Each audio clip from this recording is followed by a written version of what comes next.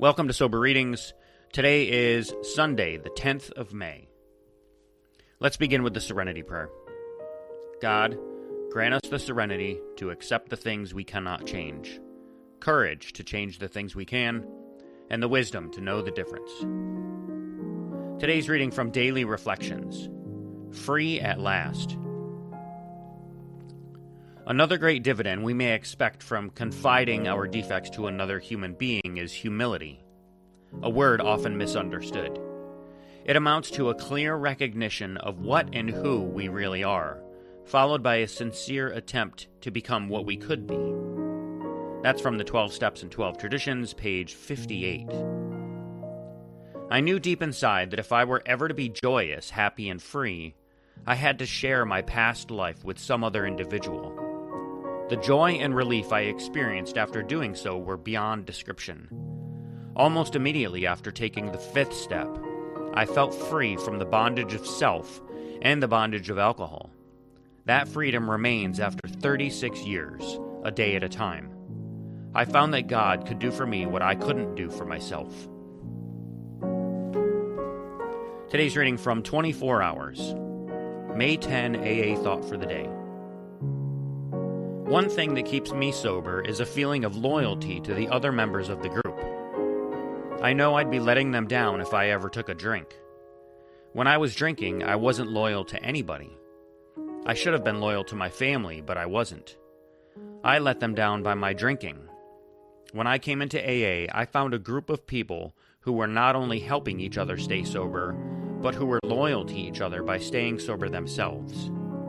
So ask yourself, am I loyal to my group? The meditation for the day. Calmness is constructive of good. Agitation is destructive of good. I should not rush into action. I should first be still and know that He is God. Then I should act only as God directs me through my conscience. Only trust, perfect trust in God, can keep me calm when all around me are agitated. Calmness is trust in action. I should seek all things which can help me to cultivate calmness. To attain material things, the world learns to attain speed. To attain spiritual things, I have to learn to attain a state of calm. And today's prayer for the day. I pray that I may learn how to have inner peace. I pray that I may be calm so that God can work through me.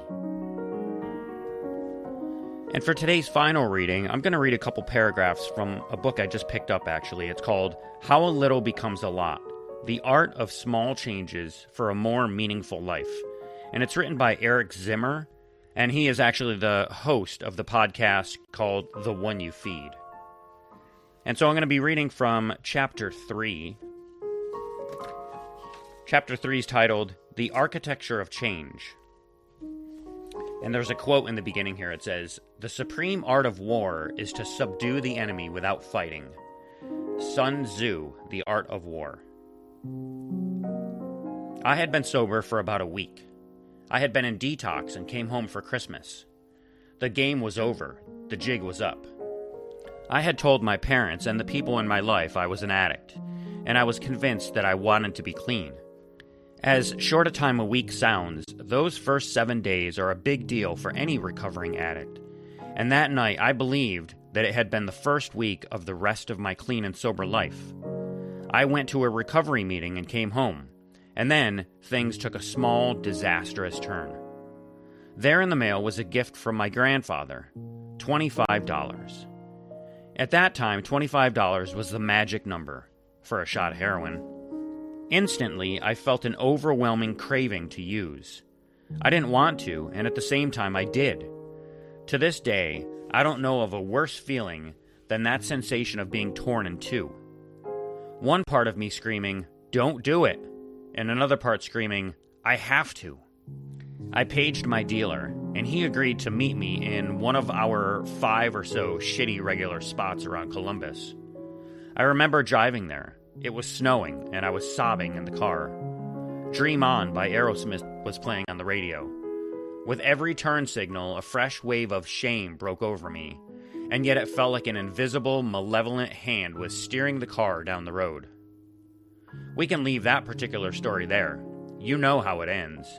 And while you may never have experienced the particular self-disappointment of relapsing under the sickly yellow lights of a strip mall parking lot in Ohio, who among us doesn't know that torn in two feeling, and the feeling of watching yourself make exactly the wrong choice? In his letter to the Romans, Paul the Apostle complained, "I do not understand my own actions, for I do not do what I want, but I do the very thing I hate. For the desire to do the good lies close at hand, but not the ability."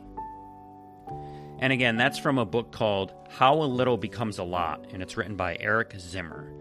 And if those few paragraphs from chapter 3 tell you anything about how good this book is, you should definitely read it. And I chose this reading because I can relate so much to it. Not because of the particular drug that he was using. Some of the actions I can relate to, but mainly the feelings. You know, he truly believed after that first week that he had changed and that he was heading in the right direction, away from drug use. And then something as simple as $25, cash in his hand, a very insignificant amount, changed his thinking, and the disease took over. And screaming at myself not to do it. You know, one side of my brain has said, don't do it, don't do it. I know I shouldn't be doing this. Yet, I knew I was going to, and that's such a horrible feeling. That's a total loss of any control that I thought I might have had. And that is the complete powerlessness that we have to admit in order to take step one. And that is necessary for me anyway. It was necessary to begin my journey into sobriety. But a point I'd like to make about that is that once this step is taken, or any of the steps for that matter, it's not permanent. More continuous work has to be done to maintain that thinking. And that's why one day at a time is so important to me.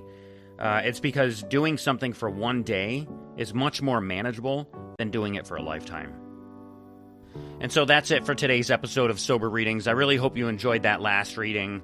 And I hope you enjoyed the show. And if you did, do me a huge favor and hit that like button and share this episode with someone you think might need it. Drop a comment, let me know what you thought. And if you'd like to recommend a reading for me, or if you'd like to come on the show and read it yourself, I'd love to have you. Just send me an email at soberreadingswithscott@gmail.com. And also, if you'd like to drop $1 in the virtual donation basket for today's reading, just go to soberreadings.com and click the donate button. So thank you so much for listening. Stay sober, keep reading, and I'll catch you in the next episode. Until then, take care of yourselves and each other, and remember, just for today, don't drink, go to a meeting, and keep coming back. Have a great day, and as my friend Larry says, best day ever.